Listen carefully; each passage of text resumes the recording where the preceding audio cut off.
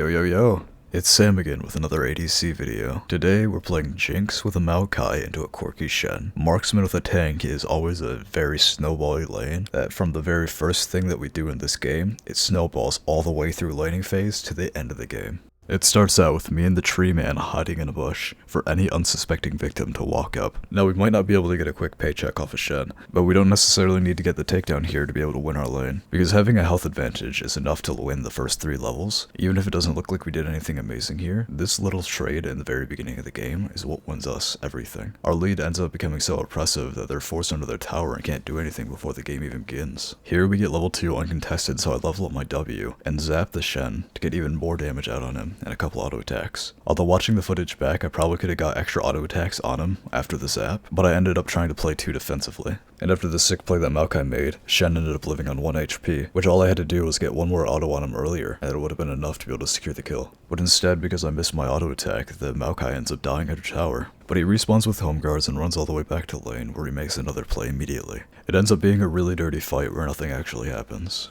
But I'm forced to use the last of my mana to drop a trap to prevent Corki from going all in on me. On reaction, he ends up popping his barrier and retreating to a safe distance before my lethal tempo stacks up. And with a little bit of room created in the lane, I start trying to work on the cannon minion for that extra 60 gold. But then Lee Sin pops out of the fog of war and lane ganks us. But luckily Maokai's nasty with it and does this freaky play to save both of our lives, before going back in for dessert as our team shows up. I miss my auto and Corki ends up living on 1 HP, but because I'm so low myself, there's no need for me to do anything too much, especially as our team is, coming into flank. But as always, I stay just close enough in case they need my help at the very end of the fight, which ends up giving me a free kill before Diana cleans up Corki and heads back to her lane. But Diana ends up running into Fizz and Lee Sin, who are trying to catch her out as she walks back to lane, but luckily Kayn is close by and is able to save the fight. Not to mention Maokai, who ended up coming in as insurance just in case the fight didn't work out, which allows him and Kayn to chase Fizz down for another kill, while Diana heads back to lane. That whole skirmish pretty much won us Dragon fight, and so as I come back to lane and win Prio, I meet up with my jungler to take Mountain Dragon. And then in the meantime, Diana gets a free solo kill in mid because she's just the go and is pretty much winning the game for us here. After some shenanigans, I end up heading back to lane, where Maokai engages on the Shen, and then Corki engages on me in return, which I'm pretty sure this is why pro players have been playing Corki, because his kit just naturally gives him the advantage into most ADCs. Most squishies actually. But I guess it doesn't matter too much because the star of our show ends up roaming back down to bot lane and tower diving Corki. The poor guy couldn't even do anything here, and all I had to do was sit back and push the lane in. But even that isn't really required because Diana here just took care of everything herself. I come back and see Shen ulting up top lane, so I try to run up and chomp him. This gives Corki the chance to W on top of me while Lee Sin walks down from river. But they realize just a little bit too late that Diana's here. With that, my passive activates and I get bonus movement and attack speed, which I use to run up and zap a minion. Wait, what? That wasn't supposed to happen, but because it did, he ends up walking back under his tower to safety. But luckily Jinx has plot armor, so I use my ultimate to secure the kill. And just like that, with Diana's help, we're able to take the first tower of the game.